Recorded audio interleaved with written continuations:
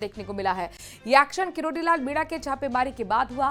13 फैक्ट्रियों पर सीज की कार्रवाई की गई, जबकि 7 फैक्ट्रियों पर एफआईआर और जांच अभी जारी है।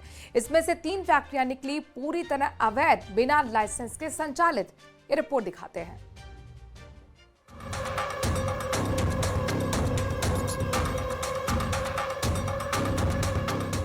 किरोड़ी का एक्शन, खौफ में खाद्य माफिया। कृषि विभाग की टूटी नींद, 13 फैक्ट्रियां सीज। खाद की जांच जारी, कईयों पर गाज की तैयारी।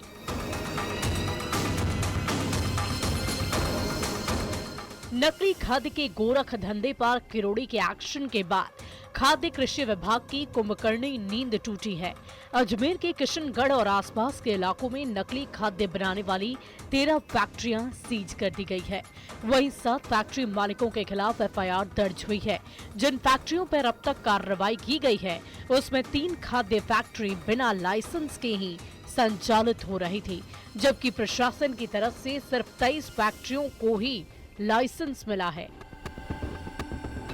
बाद में देखा गया कि ये फैक्ट्री लगभग 2 साल से यहाँ पे है और लाइसेंस इस जगह का और इस स्थान का नहीं है, जो कि अवरक नियंत्रण आदेश 1985 की धारा 8 व 7 का पूर्ण रूप से उल्लंघन है, जिसके तहत आज पूरी फैक्ट्री के अंदर जो सामग्री है उसको पूरा सीज किया जा रहा है।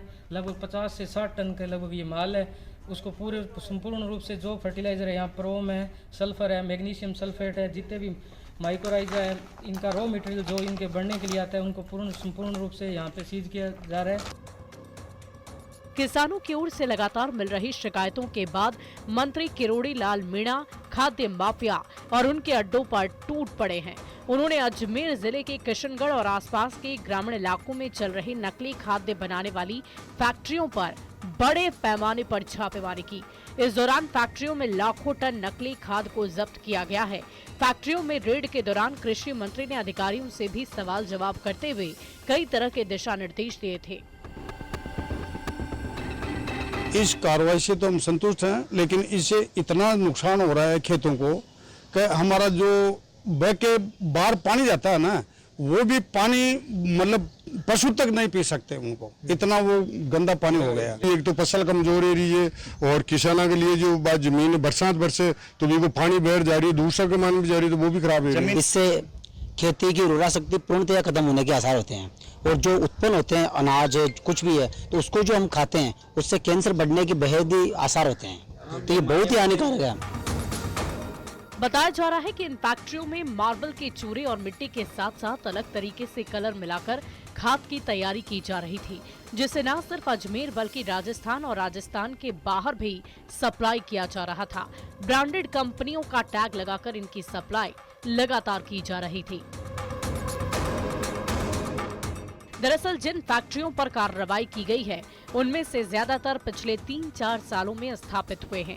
कृषि विभाग की लगातार कार्रवाई से नकली खाद फैक्ट्री संचालकों में हड़कंप मचा हुआ है और आने वाले दिनों में कई और फैक्ट्रियों पर गाज गिरना तय माना जा रहा है।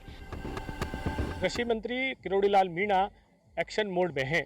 अलग अलग स्थानों पर नकली खाद को लेकर कार्रवाई की जा रही है। किशनगढ़ उपखंड में अब तक 13 फैक्ट्रियों को सीज किया गया है, तो वहीं 7 के खिलाफ मुकदमे दर्ज करने के आदेश दिए हैं। इनके खिलाफ मुकदमे भी दर्ज हो गए हैं। इसके अलावा 23 फैक्ट्रियों के खिलाफ जांच जारी है, जिनके खिलाफ भी इस मामले में कार्रवाई की जा सकती है। वहीं लाखों टन नकली खाद है, उसे जब्त करने की कार्रवाई भी की जा रही है।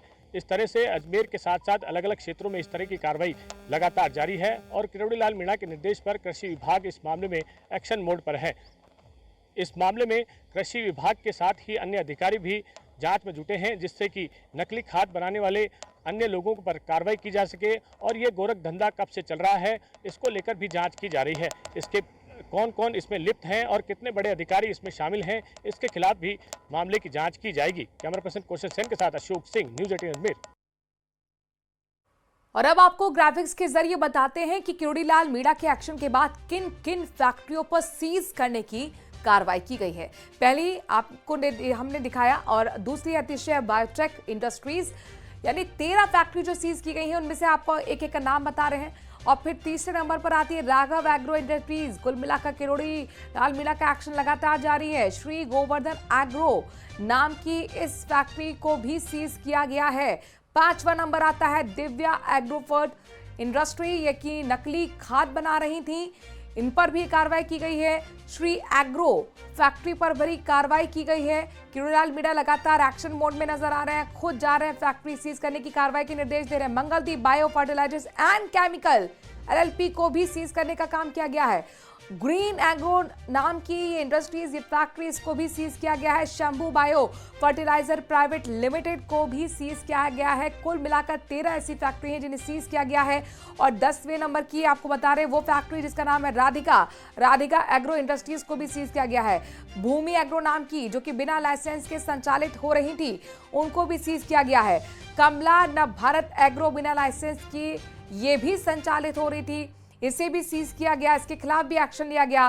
सनशाइन खाद तेल, ये भी बिना लाइसेंस के ही संचालित हो रही थी इंडस्ट्री और इस पर भी गाज गिरी है। Tropical agro system India private limited, इस फैक्ट्री को भी सीज किया गया है, क्योंकि ये तमाम ऐसी फैक्ट्रीज हैं जहां पर नकली खाद बनाया जा रहा था, बिना लाइसेंस के संचालित हो रही थी, कई अनियमितता थी और इसके बाद इन फैक्ट्रीज पर गाज गिरी गई।